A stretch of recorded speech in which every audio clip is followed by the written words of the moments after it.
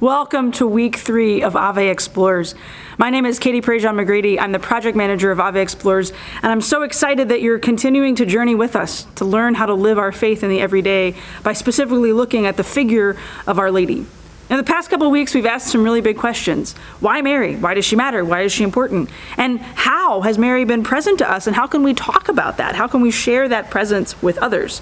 This week, we're kind of taking a slight detour. We're obviously continuing to look at Mary, but we're namely going to look at Mary in the context of the family, both her family, the Holy Family, and our own families. This week, we want to explore and unpack how does Mary help us become the most authentic versions of ourselves as women? And how can Joseph, her most chaste spouse, a man we don't know a whole lot about other than that he was a carpenter and that he very faithfully adhered to what the Lord's will was, both in his life and in his wife's life, how does Joseph provide an example of authentic masculinity? And how can Mary's presence in the lives of our families, how can Mary's example of faithfulness to our children and to our spouses and to our own selves, how can that foster holiness within the lives of our families?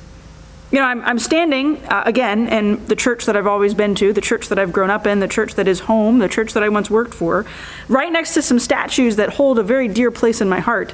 Because you see, when I got married in this very church, just a few feet from where I'm standing right now, said my vows, professed love and affection and commitment to my husband, at the end of our wedding mass, we walked over to this corner and we placed some roses at the feet of Our Lady. And we prayed that she would be an example and a guide for us throughout our married life. As we were placing those flowers there at the feet of Our Lady, the incredible, gorgeous, you know it hymn, Ave Maria, was being sung by a dear, dear friend of mine. And then we went and we gave roses to our own moms, Tommy to his mother and I to my mom. And we gave them hugs and we said thank you to our fathers. And it was this incredible moment of family.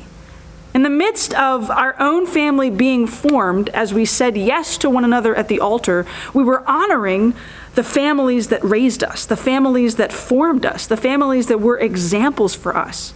And we were praying to the family that is an example and model for us still to this day. So week 1, we looked at Mary from kind of the 10,000-foot view. And week 2, we looked at how Mary's been present to us in our lives and how we can talk about her. And week 3, we want to go even more micro and look at how Mary is present in our lives as men and women and how Mary is present to our families. So thanks for joining us for Ave Explores. Thanks for diving in on all this content.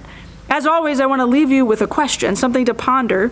Last week, we asked you to think about ways that Mary has been present in your life. And the week before, we asked you to think about why Mary from a big picture view. And this week, I just want you to ask yourself, how can I be Marian with my family? How can I espouse the spirit of Joseph with my family?